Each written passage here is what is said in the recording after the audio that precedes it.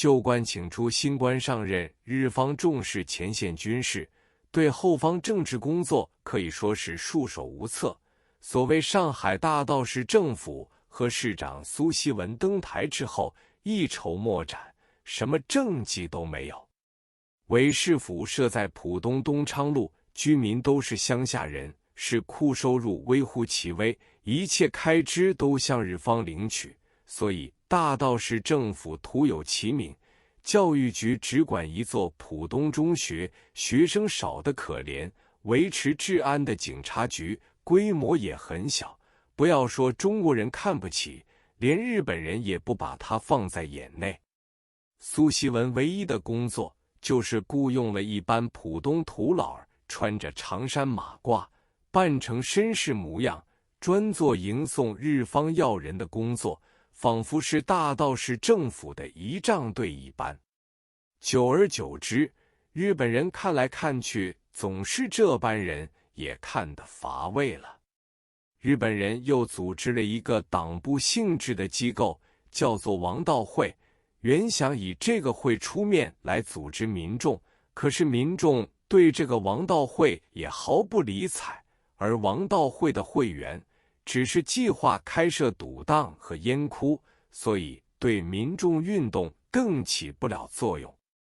这时候，日方就想到市政府的市长一定要用真正的中国人，而且还要是真正的上海人。知识分子既然不肯上钩，因此就想到商界方面的领袖，要有金融知识而兼有政治的组织能力，于是就想到一个上海商界领袖，又是真正的中国人，那人就是傅小安，官名宗耀。他曾经做过招商局总办、上海总商会会长，又当着上海通商银行总经理，论资格与地位远远在苏希文之上。傅小安本来不是一个亲日分子，只是一位长袖善舞的政商两界活跃分子。在清朝末叶，盛宣怀、姓孙在上海置业和经营都由他全权办理。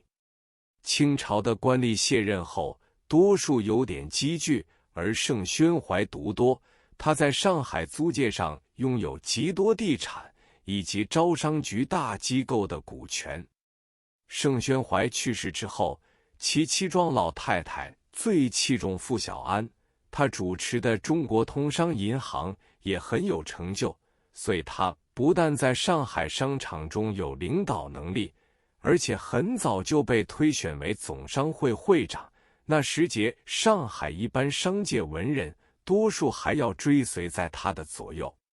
傅小安 1872 至1940 1937年上海沦陷后投敌，同年10月出任伪上海特别市市长，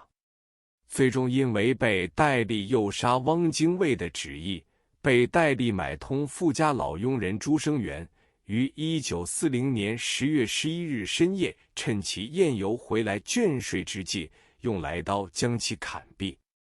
民国初年1911年至16年1927年，军阀割据各省，傅小安周旋于几个军阀之间，很是活跃。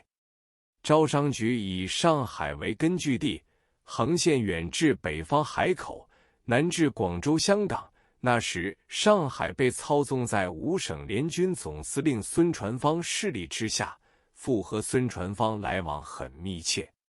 国民革命军北伐开始，矛头指向江浙两省，孙传芳不敢轻敌，委托傅小安在上海采办军火，他用招商局轮船一批批运送，所以北伐军到上海之后，首先通缉的就是傅小安。傅小安住在上海租界上，虽有租界庇护，但是经不住精神上受到的威胁。一天，他的浦东住宅被没收，由5区党部占据。他感觉到情况不好，而且租界方面的法院、国民政府的势力也伸展了进去，所以他只好搭了日商轮船逃往大连和天津日本租界，托庇于日本人势力之下，以求自存。傅小安到了大连和天津日本租界经营商业，和日本人的来往更为密切。他特地请了一个中国籍的日语翻译。不久，他又成为大连、天津两地日本租界上的中国商界领袖。这时，日本人对他早有深刻的印象，